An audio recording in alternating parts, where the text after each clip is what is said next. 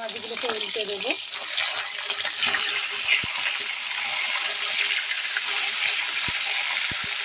লাল লাল হয়ে গেছে, লাল লাল করে সব মাছগুলো ভেজে নেব। এই দেখুন সমস্ত মাছগুলোকে আমি লাল লাল করে ভেজে নিয়েছি। আর আমি আদা আর জিরেটাকে বেটে নেব শিলনোড়ায়। এই মাছ ভাজার তেলটাই আমি সবজিগুলো দিয়ে দেবো, কেটে রাখা সবজিগুলো সেগুলো দিয়ে দেবো।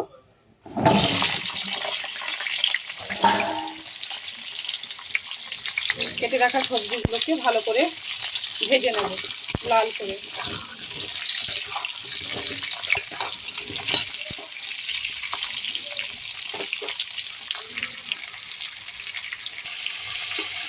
এরপর দিয়ে দেবো পরিমাণ মতন লবণ, হলুদ গুঁড়ি দিয়ে লাল লাল করে সবজিটাকে ভেজে নেব। আর এটা আমি আজকে রুগী ঝোল করে নেব। এখন যা অবস্থা, যা গরম, তারপরে বাড়ি বাড়ি যা জ্বর হচ্ছে, তার জন্য আমি এটাকে রুগী ঝোল করে নেব। এখন আলু আর ঝিঙে দিয়ে কীভাবে জল বেরিয়েছে নুন হলুদটা দিতে লাল লাল করে আমি সবজিটাকে কষিয়ে নেব। সবজিগুলো লাল হয়ে যাচ্ছে, এবার আমি দিয়ে দেবো পেঁয়াজের টুকরোগুলো।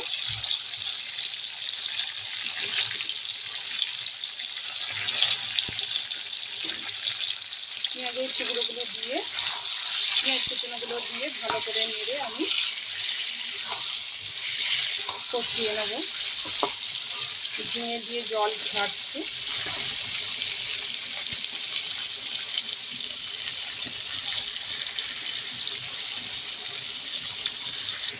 এই দেখুন পেঁয়াজগুলো গলতে শুরু করেছে, লাল লাল করে পেঁয়াজগুলো দিয়ে ভেজে নিচ্ছি।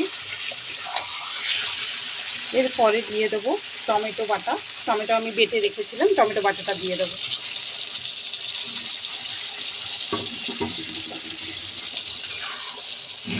আমি এখানে টমেটোটা বেটে নিয়েছি, আপনারা চাইলে কুচনোও টমেটো দিতে পারেন।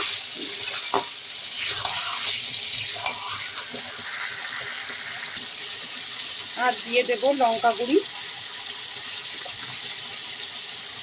আপনারা যেমন ঝাল খাবেন সেরকম দেখে লঙ্কাটা দেবেন প্রয়োজন মতো। আর দিয়ে দেব হালকা মিষ্টি, অল্প একটু চিনি দিয়ে দিলাম স্বাদ আসার জন্য।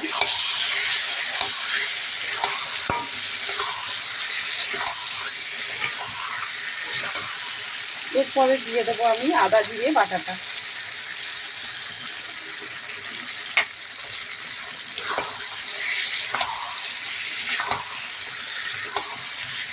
দিয়ে ভালো করে কষিয়ে নেব। এই দেখুন ভালো করে কষিয়ে নিয়েছি। এরপরে আমি জল দিয়ে দেবো।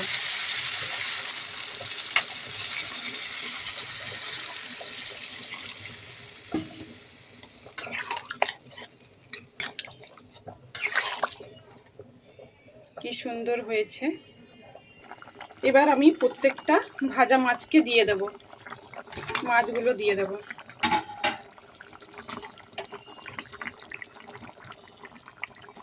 আমার তো ছোট প্লেস, তো এইখানটা রান্নার কাছে খুবই অসুবিধা হচ্ছে। একা হাতে ধরে রেখে সমস্ত কিছু কাজগুলো করতে খুবই অসুবিধা হচ্ছে। আপনারা প্লিজ পাশে থাকেন আর আমাকে কেমন হয়েছে কমেন্ট করে জানান, তাহলে আমি খুব উৎসাহিত হব। আমার ভিডিওটা ভালো লেগে থাকলে লাইক কমেন্ট শেয়ার করে দেবেন, পাশে থাকবেন। আমার ঝোলটা হয়ে গেছে, এবার আমি অফ করে দেব। আমার রেসিপিটা আপনাদের কেমন লাগলো কমেন্ট করে জানাবেন, পাশে থাকবেন। আর চ্যানেলে নতুন থাকলে সাবস্ক্রাইব করে দেবেন।